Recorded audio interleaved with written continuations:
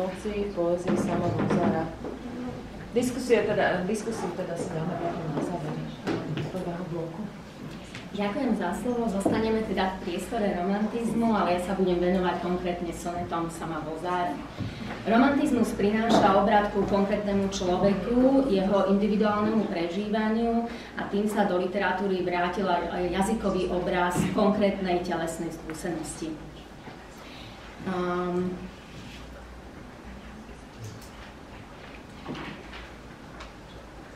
Abstraktné javy, vnútorné prežívanie, duša sa vyjadrujú prostredníctvom somatizmov, telo. Teda konceptualizujú sa nefyzické javy na základe javov fyzických. Jazykom sa vyjadruje skúsenosť ako telesná. Bude nás teda zaujímať jazykový obraz tela v poézii, v tropike, metonymii a metafore na podklade uvedených metodologických koncepcií, predovšetkým antropologickej lingvistiky.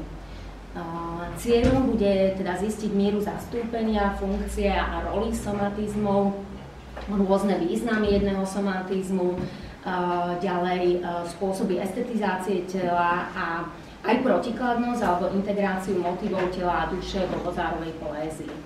Materiálovým podkladom výskumu bude cyklus sonetov Sama Bozára Upojenie tôni, jeho najrozsiahlejšia skladba a ukázalo sa, že poskytuje také množstvo materiálu na skúmanie somatizmu, že už sa nebudem venovať ani tej druhej avizovanej skladbe.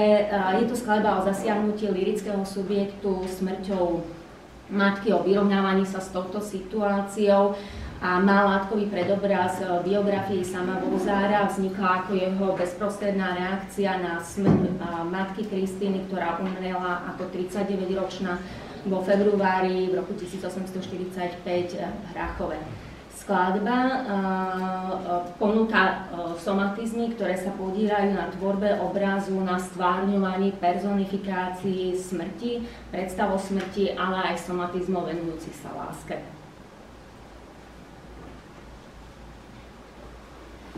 Takže aké somatizmy sú v Upojení tôni? Patria k ústredným motívom skladby, viažú sa buď na objekt lyrickej výpovede, na subjekt výpovede, alebo sa používajú v prenesenom význame na vyjadrenie často abstraktných javov. Používam tú klasifikáciu somatizmov podľa Ireny Vaňkovej. Somatizmy prvého radu, k ním sa radia tie výrazy, ktoré sú najtypickejšie, najčastejšie používané a ktorými sa označuje celok alebo komplexné telesné celky. Somatizmy druhého radu tvoria menšie časti somatizmov prvého radu. No a v somatizmoch tretieho radu, ktoré navrhuje Vaňková, sú telesné tekutiny, sekréty, stavebný materiál. Príklady, ktoré máte vypísané, pochádzajú už priamo zo skladby Sama Bozára a z uvedeného výpočtu použitých somatizmov je zrejme, že Samo Bozár uprednostňuje štilisticky neutrálnu, bezpríznakovú podobu somatizmov, len občas sa vyskytne poetizmus, napríklad ňadra, prípadne expresívny výraz gágor. Celkom, ku ktorému možno vzťahovať všetky tieto uvedené telesné motívy, je telo, teda ním aj začnem. Somatizmus telo sa v sonetoch objavuje len 5-krát a najviac sa viaže na telo matky. Menej je zastúpené telo jej syna teda matky a raz sa telo viaže na abstraktný výraz. Začnem teda telom, somatizmom tela vo význame fyzického hmotného bytia, ktorého existencia je ukončená smrťou. To je ten prvý okruh somatizmov viazaných na matku, ktoré hovoria o konci telesnej schránky, o rozklade ako druhom umieraní. Deje sa to v jednotlivých veršoch, ktoré máte tu vypísané, vo viacerých, samozrejme to niekoľko príkladov, ale aj v expresívnych naturalistických celkov sonetov. Vedomie fyzického zániku matky, ktorú už nemožno vidieť, postava drahá z výdoku skápala. Subjekt kompenzuje ale imagináciou, snením o jej oživení a rozširuje sa tak existenčné teritorium tela poskytnuté hmotným svetom. Neschopnosť zmieriť sa so súčasnou situáciou realitou vedú k vytvoreniu iného záhrobného sveta. Teda druhým významovým okruhom, na ktoré sa viaže somatizmus tela v súvislosti s matkou, je obraz oživovanej, oživenej matky. V predstavách subjektu nadobúda výrazný telesný rozmer, zároveň s telom sa tematizuje aj duša. Verš Duša vyhnaná Do tela sa vracia, reaguje na predtým modelovanú scénu, ktorej smrtka vychvátila jednu preč dušu kúzlom svojho prúdku. Oddelenie duše od tela v smrti sa tu ale nechápe ako jej vyslobodenie, nejde teda o platónske ponímanie tela ako väzenia. Vzťah duše a tela sa nestvárňuje ani ako protikladný, ale skôr ako dichotomický systém. Po smrti síce dôjde k rozdeleniu tela a duše, ale v predstavách subjektu sa tieto dve časti človeka opäť spájajú. Ešte chcem upozorniť na to použitie tela v súvislosti s lyrickým subjektom. To sa stane v celom tom celku skladby len raz. Lyrický subjekt pri opise vlastného bytia v čase, keď ešte matka žila, rovnako používa ako keby dichotomné nazeranie na seba samého, na takú tú dvojdielnosť a žil jak telom, dušou nezrodený. Ale vráťme sa k matke. V predstavách jej možného návratu používa metaforické vyjadrenie tieň tela. Telo vo význame fyzického bytia, ktorého existencia je ukončená, sa vracia v predstavách ako fenomén na rozhraní hmotného a nehmotného v genitívnej metafore tieň tela. Spojenie tela s tieňom, teda hmoty s obmedzením svetla, ktoré táto hmota generuje, sa ťažisko presúva postupne na tieň. Telo zastupuje viditeľnosť, plnosť, konkrétnosť. Tieň neurčitosť. Tieň nikdy celkom nezodpovedá objektu, ktorý ho vrhá, je len jeho odrazom, často nedokonalým a deformovaným. Dvojica tela a tieňa sa využíva aj na abstraktnej úrovni verša. Máte ho zvýraznený v tom zobrazení somatizmu tela na abstraktnej úrovni. Tu sa vyjadruje metaforický vzťah medzi viditeľným, hmotným svetom dňa a nočným svetom tieňov. Pochmurné myšlienky, dumania slzy sa s príchodom dňa ale nestrácajú, svitanie neprináša úravu, naopak svetlo ešte viac obnažuje prázdnotu, ktorú znejasňovala dovtedy temnota, noc plná tieňov. Tieň a tôňa sa spájajú s telom, ale aj s dušou. A tôňa je ústredným motívom prvého sonetu. Trikrát sa v ňom zopakuje. Duša sa zviditeľňuje v obraze tône. Odchod duše, ostatná tôňa duše kapajúcej sa prirovnáva k zmyslami pozorovateľnému javu, k hmle. Definitívnosť, konečnosť tejto scény zdôrazňuje opakovaná prítomnosť atribútu ostatná. Vnútorné sa stáva vonkajším tôni. Tôňa ako obraz vrhnutý osvetleným telesom, teda hmotnou skutočnosťou, tu má zviditeľniť dušu, nehmotný objekt. Tým, že ale ide o tôňu, ostáva duša nejasnou, nezreteľnou, čo ešte sa zvýrazňuje reduplikáciou v obraze tôňa bledej tôni, čo je až metaobraz, obraz posunutý k abstraktnému. V metafore nie je dôležitý len zmyslový význam tône ako odrazu vrhnutého osvetleným objektom, ale význam tône ako stopy, ako náznaku, ako povedzme absencie. Prvý Vozárov sonet má výrazný senzuálny rozmer, najprv vizuálny, následne od 7. verša auditívny. Vonkajšie skutočnosti ako rakva, plachta sú videné, výdok pred očami, sú počuté, šum, rovnako vnútorné pohnutia sa navonok ukazujú cez telesné javy. Žiaľ sa vyjadruje auditívnymi výrazmi. Lkanie, pláče, zmyslová skúsenosť je spôsobom poznávania vonkajšieho i vnútorného a to sa v poézii tematizuje cez telo, telesné zmysly. V básnickej výpovedi sa teda netvorí binárny vzťah subjekt-objekt, ale výpoveď sa vyjadruje trojčlenným usúsťažnením subjekt-telo-objekt. Aj použitie konkrétnych stromov smreka jaseňa umocňuje priestorové zmyslové ukotvenie situácie, zmyslová topografia miesta sa navyše stelesňuje prostredníctvom personifikovaných obrazov hrobu, ktorý hlce, ktorý je zavievaný žiaľom.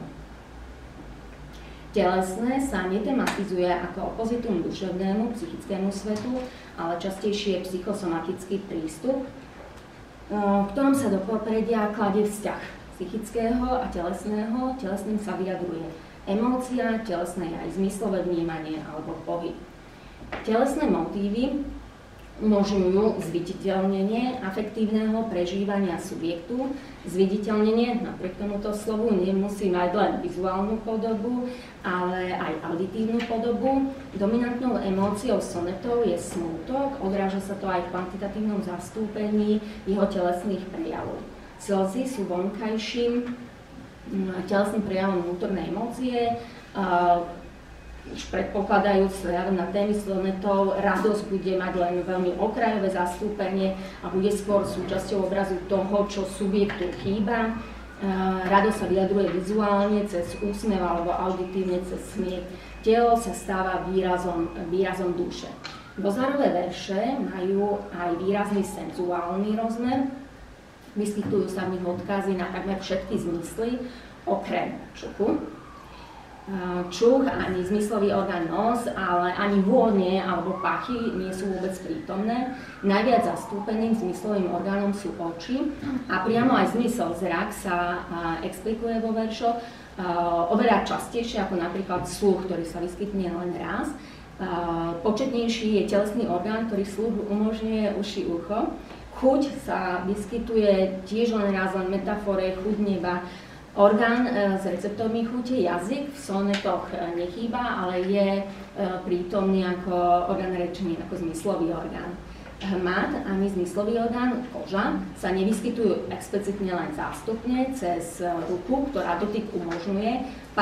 Ruka patrí najčastejšie prítomným somatizmom sonetov, vyjadruje kontakt s okolitým svetom, vyjadrením hmatu, a tu sú aj napríklad mozole, ktoré sa tu objavujú.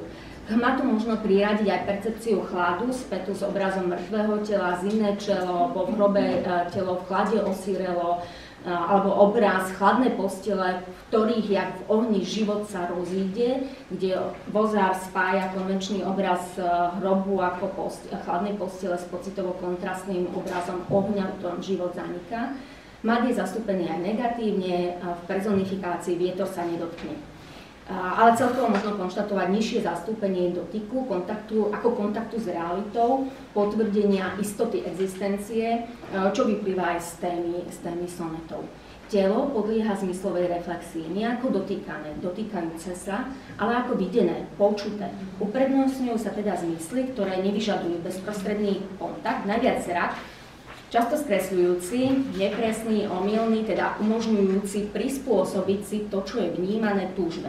Tú túžbe živenej absenciou. Početnosť zastúpenie motívov zmyslov vo veršoch zodpovedá ich podielu pri vnímaní prostredníctvom videnia. Človek načerpáva najviac informácií. Telo je usúsťažnené s vnútorným prežívaním subjektu a s vonkajším prostredím. Po vzťahu telesného, zmyslových orgánov a duševného ide o dynamiku, napríklad o chiazmatické kríženie medzi dušou a okom. Zrak sa stáva vnútorným, napríklad v metafore oči túžby. S jedným z často prítomných somatizmov, ako som avizovala, je ruka, tak pri nej sa ešte na chvíľu pristavím.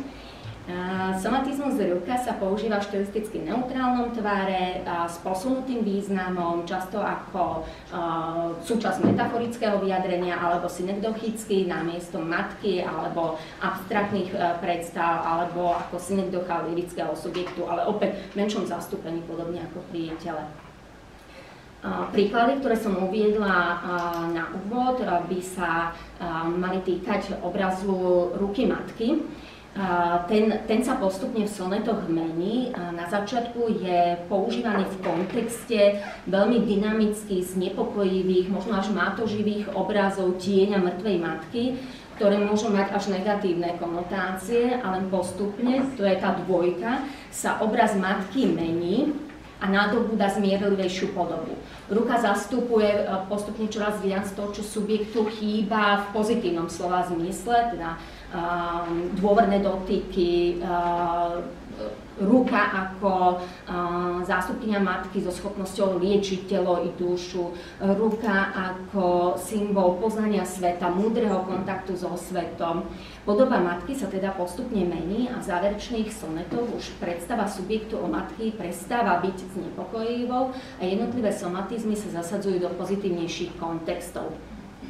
To môže súvisieť, a to je tá posledná poznámka na slajde, aj so spôsobom, akým boli sonety napísané, keď prvá časť sonetov bola napísaná bezprostredne po smrti matky a tá ďalšia až s niekoľkomesačným odstupom. Druhý okruh použitia somatizmov ruka v skladbe je použitie ruky ako stelesnenia abstraktnej predstavy, abstraktnej postavy. Takže prvý príklad hovorí o tom, keď sa použije ruka na miesto diabla, cez ruku sa vytvára vlastne obraz ovládnutia človeka zlom. V druhom príklade mnícha je ruka, ktorá drží fakľu a vôbec mních držiaci fakľu zhmotnením veľmi ťaživých, desivých myšlienok. Najčastejším ale príkladom použitia ruky je synekdocha smrtky. Smrtka sa spája s ruka smrtky sa spája s atribútom vrávorná. Význam tohto slova neistý, tackavi sa viaže na nohy. Tu sa presunú na ruky a označuje ten neistý výber smrtky, nie nevyhnutný výber. Ďalej ruka sa používa v obraze umierajúcej prírody, v studených rukách jej leto umiera. Bozar tu pracuje s kontrastom teplého a chladného ako telesnej konceptualizácie abstraktných pojmov života a smrti. Ruka je synekdochou smrtky aj v ďalších príkladoch, máte tam niektoré zverejnené.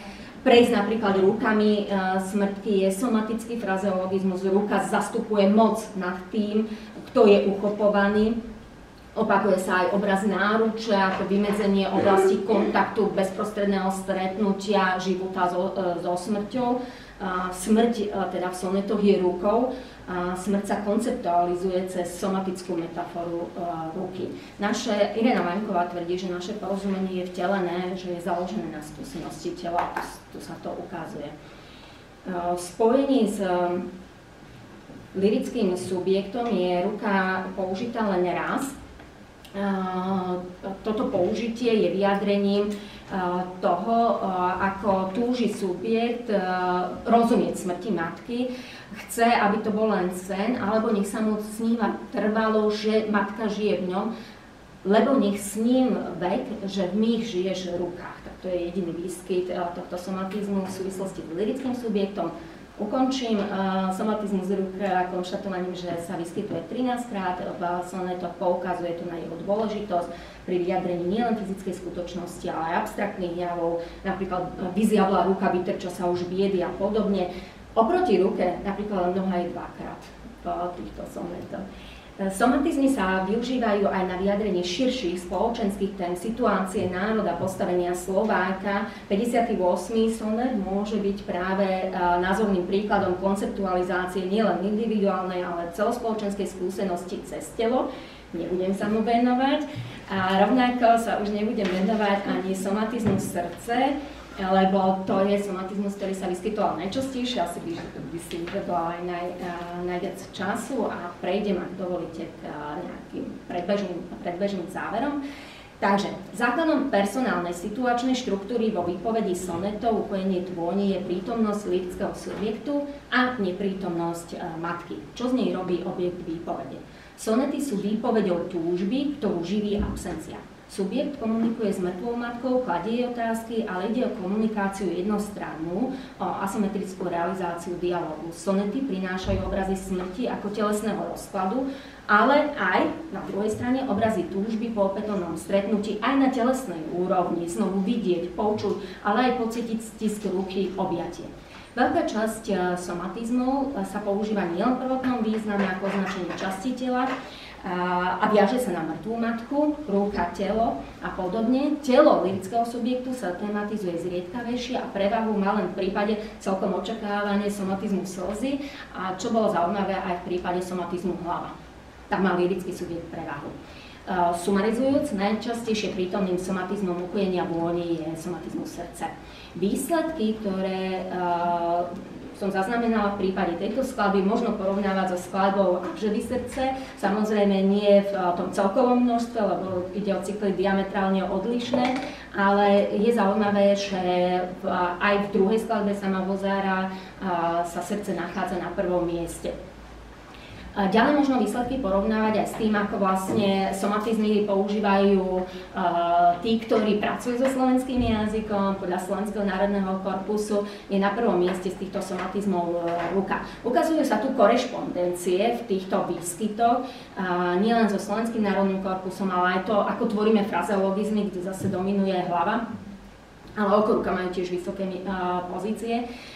Korešpondencie napríklad v uprednostnení ruky pred nohou, ale aj veľké rozdiely, to je práve tá otázka uprednostnenia srdca. A teda ja si kladiem otázky, či to je záležitosť poézie ako takej, že bude srdce na prvom mieste, alebo je to špecifikum tvorby sama Vozára, alebo je to špecifický znak žánru, teda sonetovej formy, prípadne ide o poetiku obdobia. Prečo sa mi zdá dôležité klásť otázky takéhoto charakteru a vôbec sa tomuto venovať? To, akým spôsobom vnímame svet a ako o ňom hovoríme, vypovedá to, čo vlastne uprednostňujeme, čo pokladáme za dôležité. Poznávať svet možno tak, že sa ho dotýkame, že ho uchopujeme, ak uprednostňujeme ruku, ale svet možno aj prežívať, emočne v ňom byť. A zdá sa mi, že to uprednostňovanie somatizmu veľa vypovedá o tom, ako vnímame svet a seba vo svete. Poézia o tom podáva výpoveď aj prostredníctvom somatizmu. Ďakujem veľmi pekne za pozornosť.